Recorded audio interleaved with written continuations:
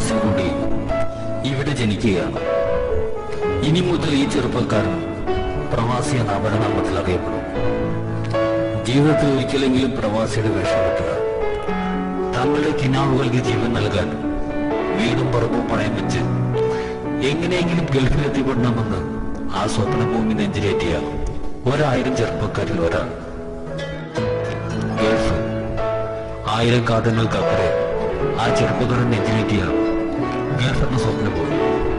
പക്ഷേ പ്രവാസികൾ ആ ചെറുപ്പക്കാരൻ സ്വപ്നം കണ്ട സമ്പന്ന ഭൂമിയിലെ രാജകുമാരന്മാരായിരുന്നു. ഗൾഫ് പ്രവാസികൾക്കെന്നും ഒരു അർത്ഥാനിയാണ്.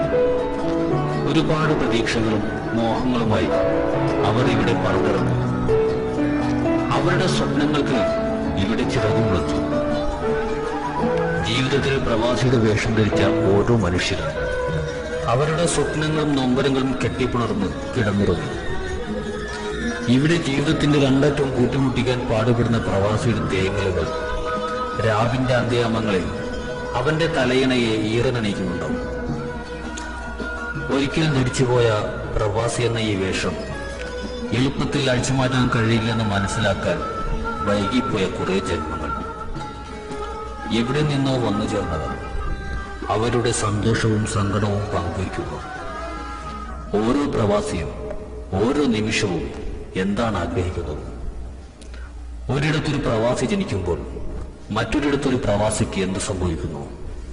നാം അറിയുന്ന, നമുക്കറിയുന്ന നമ്മിലെ പ്രവാസി.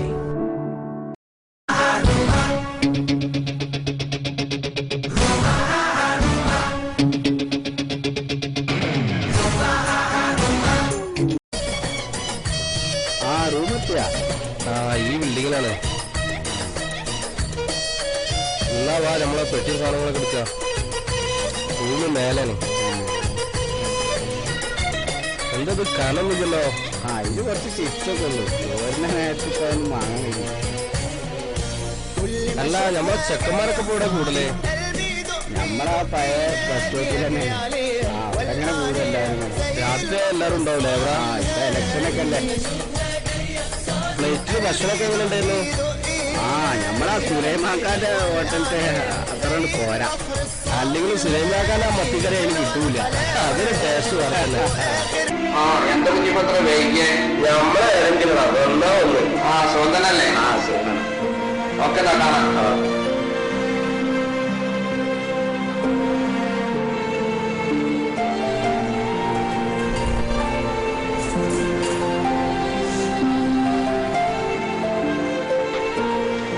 എന്താ ഇപ്പാത്തൊക്കെ ഇതൊക്കെ തന്നെ ഗൾഫ്.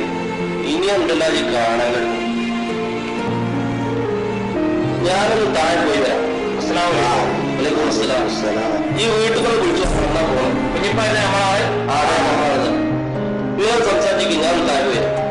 എന്തൊക്കെയാണ് വിശേഷം? വീട്ടിലെ നല്ല വിശേഷം. എല്ലാവർക്കും സുഖം തന്നെ? സുഖം. നാട്ടില് മയക്കണ്ടോ? മയക്കുണ്ട്. എന്നുവെച്ചാൽ ഇരിക്കും, ഞാൻ പുറത്തു പോയാ എല്ലാ കാര്യമാണ്. ഗൾഫെന്ന് കേട്ടാ പാല്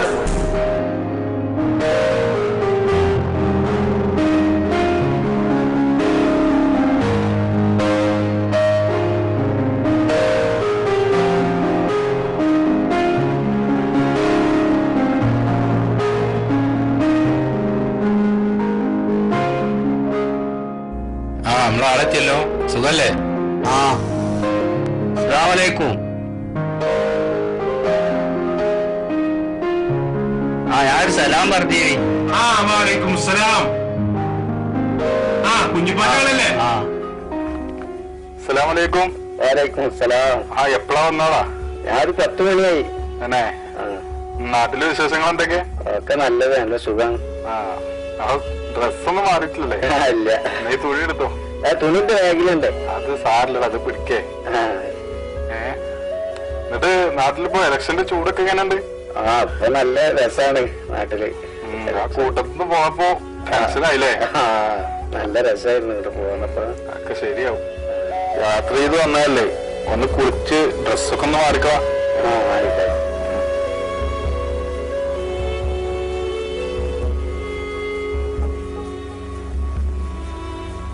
ഇടുവാ.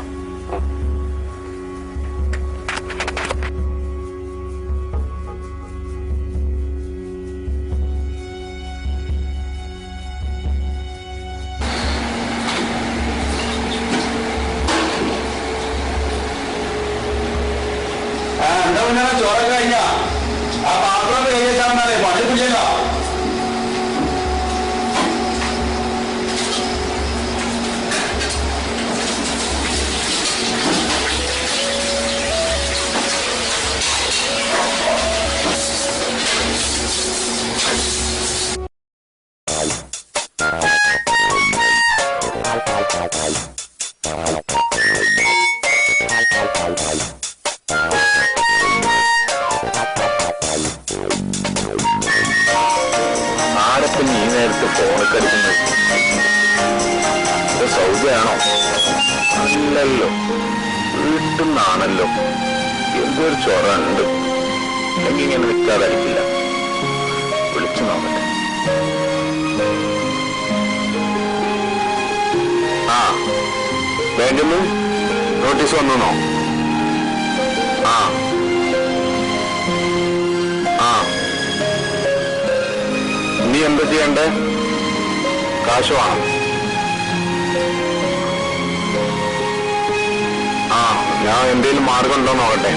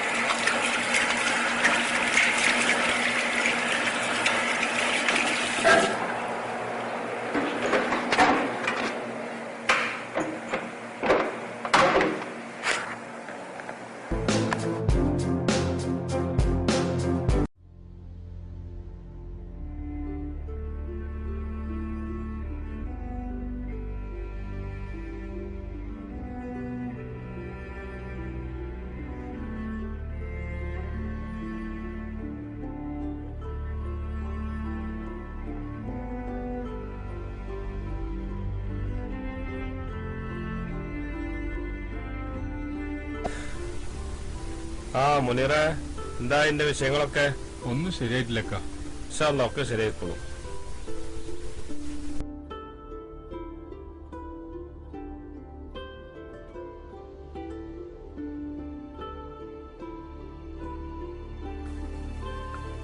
അസ്സലാമലൈക്കും.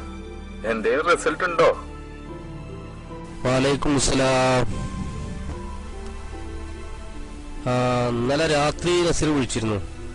ഓൻ പറഞ്ഞത് പാസ്പോർട്ടിന്റെ 2 കോപ്പി വേണമെന്ന് പറഞ്ഞേ. അതുണ്ടാവില്ല നമ്മളത് ഒക്കെ ശരിയാക്കാൻ പറ്റുന്ന അവൻ പറഞ്ഞത്. പിന്നെ പഴയ പാസ്പോർട്ട് എവിടെ ഉണ്ടാന്ന് ഒന്ന് തരണം. അതില്ലാന്നുണ്ടെങ്കിൽ നമുക്ക് എമർജൻസി പാസ്പോർട്ട് എടുത്തിട്ടേ കയറി പോകാൻ പറ്റും എന്നാ പറഞ്ഞത്. പക്ഷെ ശരിയാവും. വീട്ടിൽ നിന്ന് വിളിച്ചിരുന്നേ, ബാങ്കിൽ കുറച്ച് പ്രശ്നങ്ങളുണ്ട്. അപ്പൊ അതിന് എത്ര പെട്ടെന്ന് നാട്ടിലെത്തണം. ആ, ഭക്ഷണം കഴിച്ചോ? ആ, കഴിച്ചു. ആ, ഞാൻ താഴെ പോയി തരാട്ടോ. അല്ല, നിങ്ങൾക്ക് ആ സാധനം ഉണ്ടോ? ഏത്? ആ മറ്റേ സാധനം. ഏത്? ആ മറ്റേ സാധനം, ആ കാർഡ്. ഇക്കാമേ, അതില്ലാത്തോണ്ടല്ലോ ഇവിടെ തേരാപ്പാറ നടക്കണേ. എന്നാ ശരി, ഞാൻ പോയി തരാം. വീട്ടിലിപ്പോ കല്യാണൊക്കെ ആണല്ലോ. വിളിച്ചോ?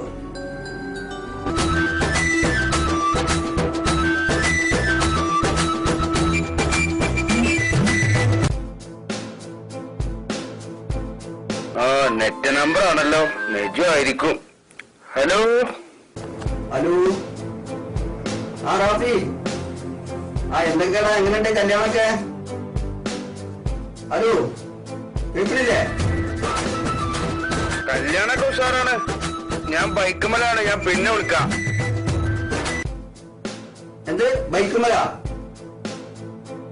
ആ, എന്നാ ഞാൻ പിന്നെ വിളിക്കാം. ആ, പോയിട്ട് 2 ദിവസമായിട്ടുള്ളൂ. അപ്പോ നെറ്റ് കണക്ഷൻ കൊടുത്തോ? ഇനി പോവാനും സഹിക്കണം. ഈ ഗൾഫിലെ നെറ്റ് കണക്ഷൻ കൊണ്ടേ വലിയ ശല്യമായിരിക്കണം. ഓരൊക്കെ ഇപ്പൊ കല്യാണത്തിന് അടിച്ചു പൊളിച്ചായിരിക്കും. അവിടെ ഇരുന്നോ. എന്തൊരു ആലോചന? നാട്ടിലൊരു കല്യാണം ഉണ്ടായിരുന്നു. ആ, നിസ്കരിക്കുന്ന സ്വഭാവമൊക്കെ ഉണ്ടോ?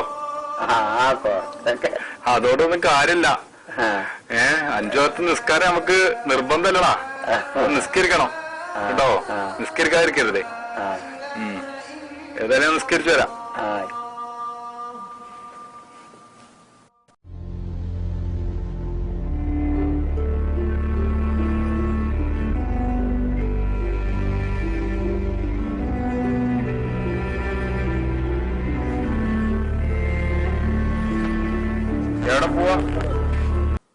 കുഞ്ഞിപ്പ വിളിച്ചോ?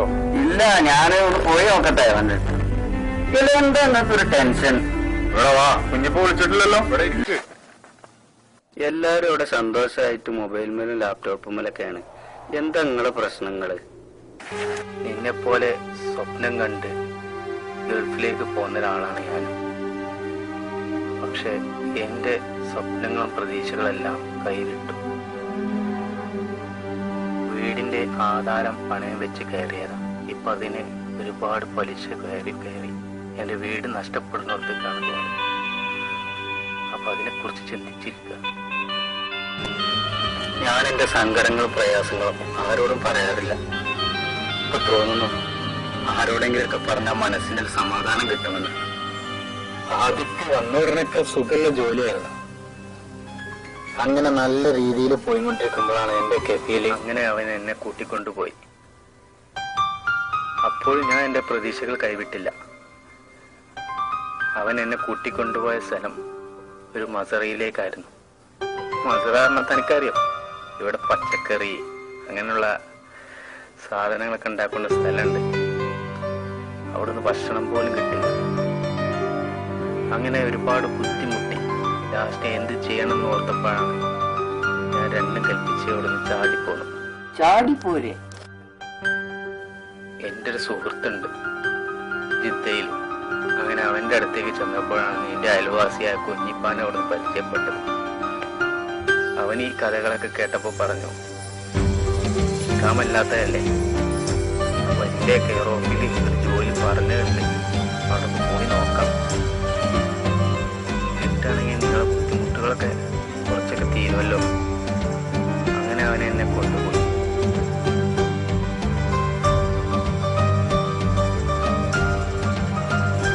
അങ്ങനെ അവിടെ ജോലിയിൽ കയറി വലിയ കുഴപ്പമില്ലാതെ ഇങ്ങനെ പോകുമ്പോഴാണ് ഇവിടുത്തെ പുതിയ നിയമം വന്നത്. ഇക്കാക്കാക്ക് എൻ്റെ കയ്യിൽ ഇക്കാമല്ല. അതുകൊണ്ട് അവർക്ക് ജോലിയിൽ നിർത്താൻ ഒരു ബുദ്ധിമുട്ടായപ്പോൾ എന്നെ അവിടുന്ന് പറഞ്ഞയച്ചു. അപ്പൊ ഇതെല്ലാം എന്ത് ചെയ്യുമെന്ന് ചിന്തിച്ചിരിക്കുക. ഇനി എത്രയും പെട്ടെന്ന് നാട്ടിലേക്ക് എത്തണം, അതിനുള്ള ശ്രമത്തില. കുഞ്ഞിപ്പി ശ്രമിക്കുന്നുണ്ട്. ഒരുപാട് സംഘടനകൾ ഇവിടെ ഉണ്ട് എന്ന് അവൻ പറഞ്ഞേ. അവരുമായി ബന്ധപ്പെട്ട് അവനവൻ പറഞ്ഞിരുന്നു അങ്ങനെ കാര്യങ്ങൾ. ആ കുഞ്ഞിപ്പ വിളിക്കുന്നുണ്ട്. ആ ശരി, ശരിയായിക്കോട്ടെ. ആ ശരി എന്നാ. ഓക്കെ.